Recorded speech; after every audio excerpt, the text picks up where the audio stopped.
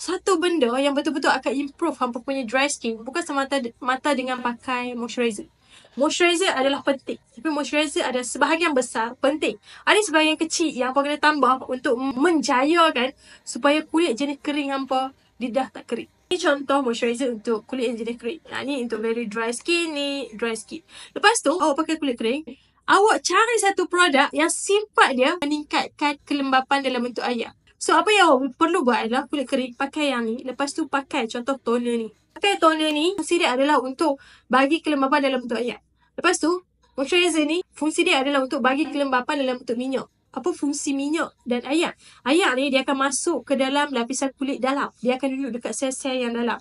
Minyak ni, dia akan duduk kat atas. Atas tu adalah tujuan untuk seal, supaya air tu tak hilang.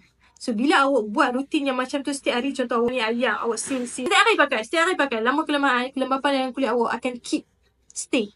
Lama-lama awak dah rasa kulit awak dah tak kering. So, itu adalah salah satu rutin yang bukan saja Cik Syah nak recommend dekat awak dan semua orang sepatutnya kena buat untuk selesaikan isu kulit keringnya.